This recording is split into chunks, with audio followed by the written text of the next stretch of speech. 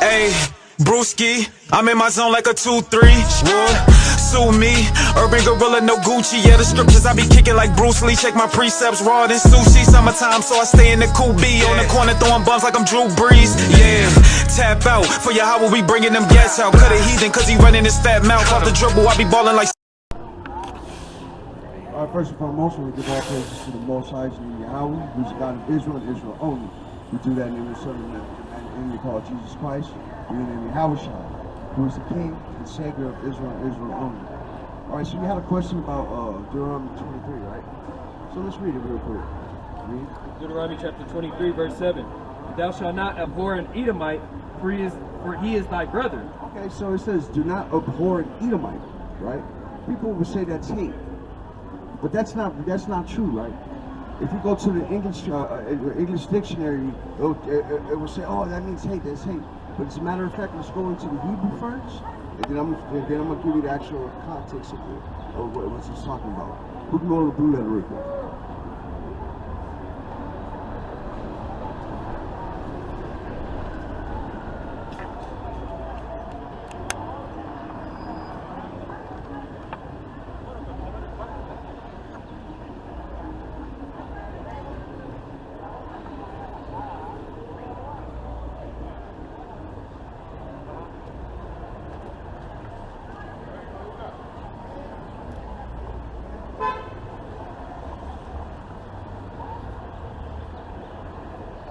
This is H8580 for abhor is to'ah,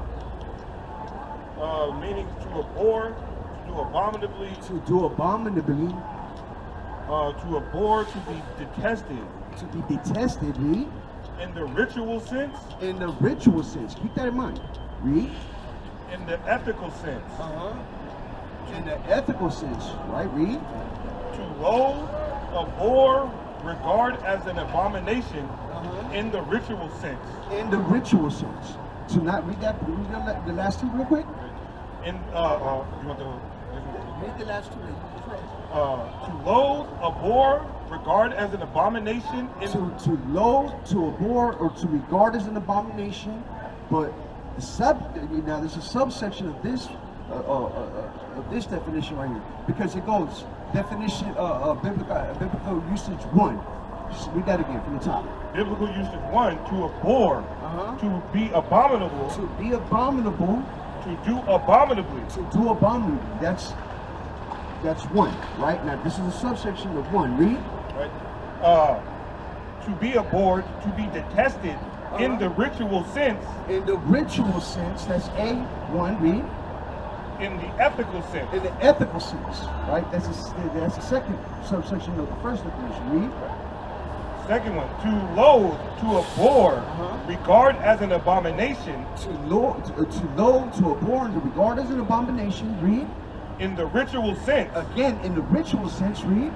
In the ethical sense. In the ethical sense. Read. Number 2, to cause to be an abomination. To make abominable, to do abominably. In the ritual sense. In the ritual sense, read. In the ethical sense. In the ethical sense. Why is it saying that? Why does it keep saying in the ritual sense and in the ethical sense? Right? See, we were taught before that it was a mistranslation or whatever, but let's read the context of this. Go back to the verse. Read. Okay. Deuteronomy chapter 23, verse 7. Thou shalt not abhor an Edomite, for he is thy brother. Thou shalt not abhor an Egyptian, because thou wast a stranger in his land. The children that are begotten of them shall enter into the congregation of the Lord. They shall be able to come towards the congregation. So people will understand, people would think that the congregation is just the people, right, or the nation, which is not true. What's the congregation? It's the temple. Where's the is that Nehemiah? Lamentations. Go on Lamentations.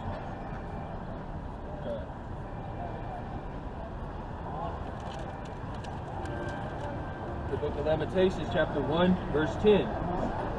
The adversary hath spread out his hand upon all her pleasant things, for she hath seen that the heathen entered into her sanctuary, whom thou didst command that they should not enter into my congregation. So the sanctuary, the temple, is the congregation. So why is it saying about a ritual sense and an ethical sense?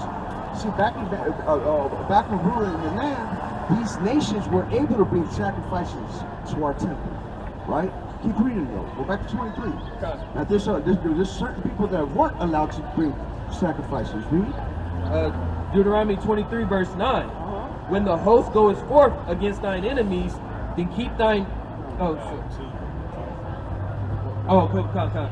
Verse 2 and 3. A bastard shall not enter into the congregation of the Lord. Now we're going to go back a couple verses up. Now we're going to read back down. Read. A bastard shall not enter into the congregation of the Lord. A bastard shall not enter into the congregation of the Lord. So what is it saying that in the Hebrew? Actually, if you go to the blue letter, that's talking about an incest baby. We understand who's that talking about. Keep reading. Verse 3. An Ammonite or Moabite. An Ammonite or a Moabite. This is who's they're talking about. The bastards, right? Which are mamzers, which are children from what's it called? Incest, right? Read. Shall not enter into the congregation of the Lord, even to their 10th generation. Even to the 10th generation. It doesn't matter.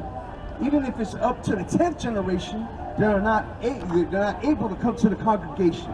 They're not they're not able to go to bring sacrifices to the temple. Read. Shall they not enter into the congregation of the Lord forever? Verse 4. Because they met you not with bread and with water in the way, when ye came forth out of Egypt, and because they hired against thee Balaam the son of Beor, or Pethor of Mesopotamia. Are you familiar with that story about Balaam? Let's go to the story then. Yep. Just a quick synopsis. 23 from the top. Oh yeah, there it is. Numbers 23. And Balaam said unto Balak, build me here 7 altars, and prepare me here 7 oxen and 7 rams. So this heathen king was talking to this, I think it was a Moabite or an Ammonite prophet, to their gods. So they cursed the children of Israel. That's what he wanted to do, to curse the children of Israel in the wilderness. Right? Read. Verse 2. And Balak did as Balaam had spoken, and Balak and Balaam offered on every altar a bullock and a ram. And Balaam said unto Balak, stand by thy burnt offering, and I will go. Peradventure the Lord will come to meet me, and whatsoever he showeth me I will tell thee. And he went to an high place. And God met Balaam and said unto him, I have prepared 7 altars, and have offered upon every altar a bullock and a ram. And the Lord put a word in Balaam's mouth, and said, return unto Balak, and thus thou shalt speak. So the Most High actually put words in this heathen, which is a Moabite. Go back to your king and tell your king that I said this. Read. Verse 6 through 8. And he returned unto him, and lo, he stood by his burnt sacrifice, he and all the princes of Moab.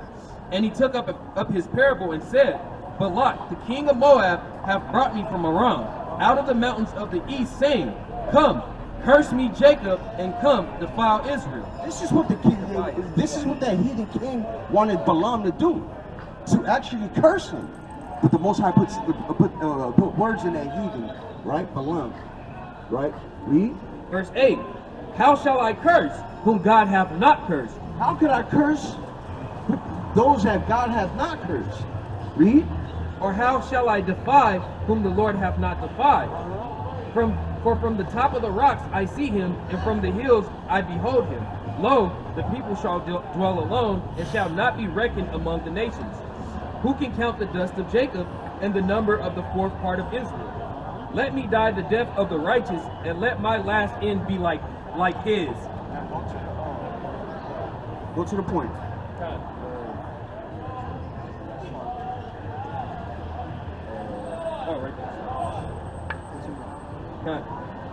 Verse 15 and down. And he said unto Balak, stand here by thy burnt offering while I meet the Lord yonder. Over and over. He tried to do this over and over, right? Read. Come. And the Lord met Balaam and put a word in his mouth and said, Go again unto Balak and say thus. This is after Balaam's donkey spoke to him and everything, right? You ever heard that story about the donkey speaking? Well, there was a story. It's a lot. It's throughout the whole chapter, over and over. He kept trying to curse the children of Israel, but he couldn't, because earlier he says, "How can I curse them that the Most High God blessed? I can't do that." Read. Verse 17. And when he came to him, behold, he stood by his burnt offering, and the princes of Moab with him. And Balak said unto him, What hath the Lord spoken? And he took up his parable and said, Rise up, Balak, and hear. Hearken unto me, thou son of Zippor. God is not a man that he should lie, neither the son of man that he should repent. Hath he said, and shall he not do it? Or hath he spoken, and shall he not make it good? Behold, I have received commandment to bless, and he hath blessed, and I cannot reverse it. He hath not beheld iniquity in Jacob, neither hath he seen perverseness in Israel. The Lord his God is with him, and the shout of a king is among them. Now we got to understand that the children of Israel were sinning throughout the whole wilderness. But what is he talking about right here? That this is in comparison to the sins of the children of Israel and to the heathen nations. He doesn't even see that, right? Keep reading. That's just in comparisons, right? Read. Verse 22. God brought them out of Egypt. He hath, as it were, the strength of an unicorn. Surely there is no enchantment against Jacob, neither is there any divination against Israel. So all those curses couldn't work against the children of Israel, man. Read. According to this time, it shall be said of Jacob and of Israel, What hath God wrought? Right here, right? Oh, 24. Chapter 24, verse 15 and down. Oh, yeah. I'll get straight to that. Chapter 24, verse 17. I shall see him, but not now. I shall behold him, but not nigh. There shall come a star out of Jacob, and a scepter shall rise out of Israel, and shall smite the corners of Moab, and destroy the children of Sheph. So as a punishment for seeking to curse the children of Israel, a prophecy of the Messiah came out that man's mouth. Now read that prophecy again. Verse 15, starting from 15. And he took up his parable and said, Balaam the son of Beor hath said, and the man whose eyes are open hath said, he hath said, which heard the works of God and knew the knowledge of the Most High. Verse 17, I shall see him, but not now. I shall see him, but not now. Read. I shall behold him, but not nigh. I shall behold him, but not nigh. Now, right now, read. There shall come a star out of Jacob. There shall come a star out of Jacob, this is a prophecy according to the Messiah. Read. And a scepter shall rise out of Israel. Ruler shall rise out of Israel. Read. And this ruler will what? And shall smite the corners of Moab. And shall smite the corners of Moab, because the Moabite king seeked to curse the children of Israel. Right? Read. And destroy all the children of Sheph. So now he's not only going to smite the corners of Moab, he's also going to destroy the children of Seth, which is the rest of the world, the inhabitants of Seth. Now go back to 23.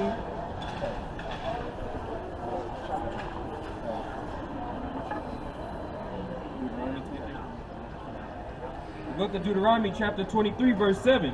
Thou shalt not abhor an Edomite. You shall not abhor an Edomite. Read. Shall not do abominably. Read. For he is thy brother.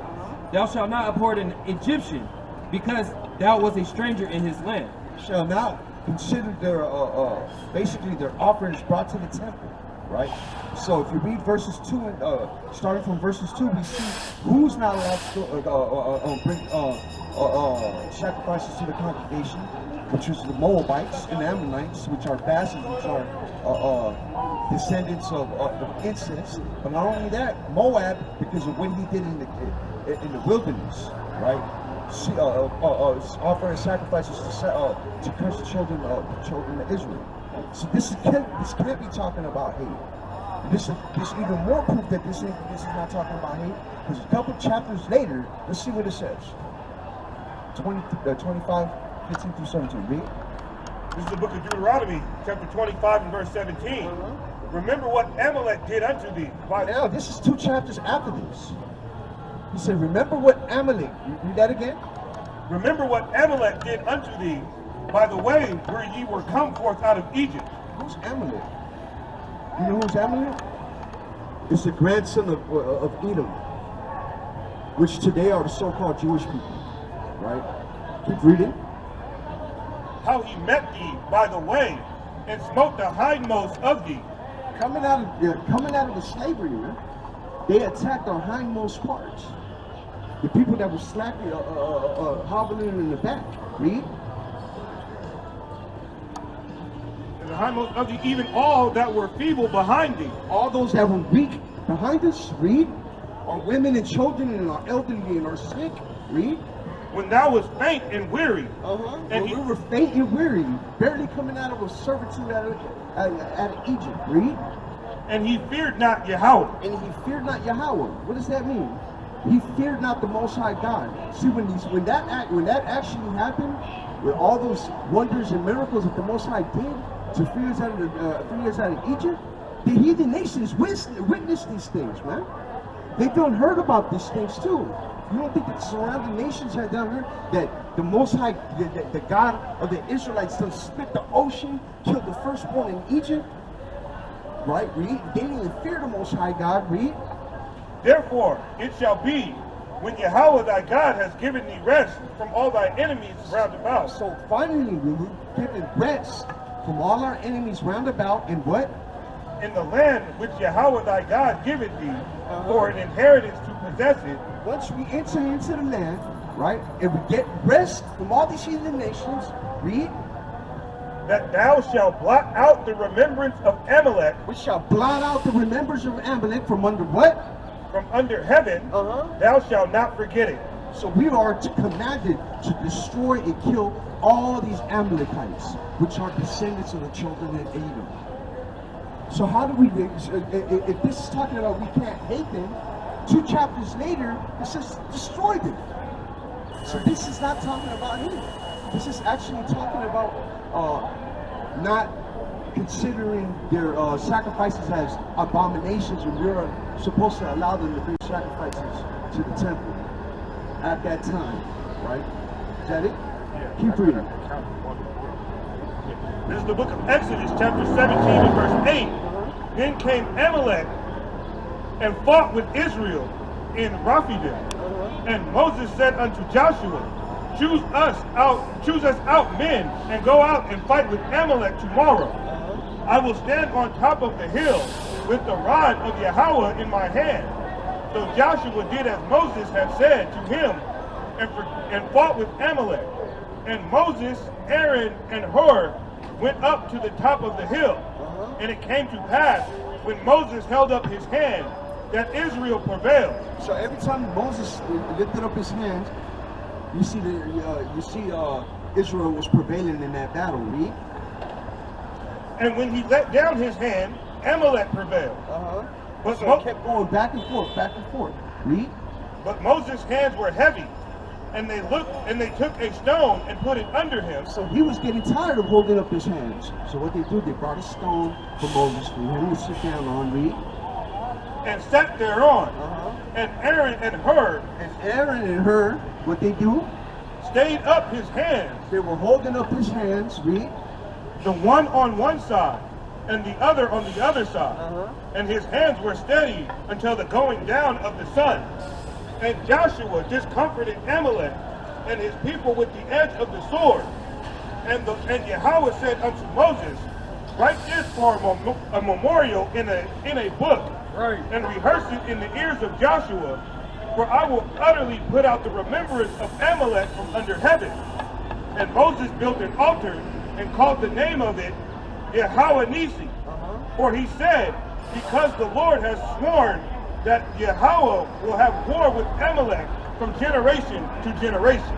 So the Most High has sworn a war against Amalek, the children, the descendants of the grandsons of Edom. Right? So this couldn't be talking about him, right? Also, David done killed thousands of them, right? But God said he was perfect. He didn't sin. Right? Give me that one. Push him out the cliff. Gotcha. 2 Chronicles chapter 25, verse 12. And other 10,000 left alive did the children of Judah carry away captive, and brought them unto the top of the rock, and cast them down from the top of the rock. So he took them from the top of a cliff and threw them off the top of the cliff. Read. That they all were broken in pieces. Kind of. 10,000. But the soldiers of the army which Amaziah sent back, from the top. And other 10,000 left alive did the children of Judah carry away captive, and brought them unto the top of the rock, and cast them down from the top of the rock. So 10,000 of them, right? They took away captive of the Edomites, right? Read. That they were all broken in pieces. They took them to the top of the cliff, and David pushed them off the top of the cliff. Couldn't be talking about hate, right? Because the Most High God says to destroy them from off the face of the earth, under the stars, man. 2 chapters after Deuteronomy 23. So we couldn't be talking about hate, right? And if it was, David must have sinned, man. David says that he hates those that hates the Most High God. Right. And God called him perfect, man. Even after what he did with Uriah and Bathsheba, right? That's the only time. Give me that. David was called perfect. Yep.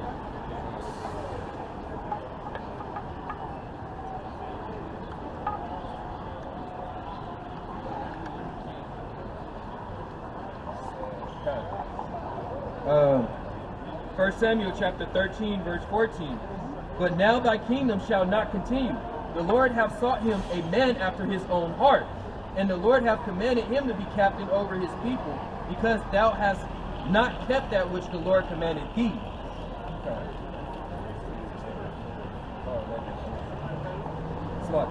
First King 11 and 4.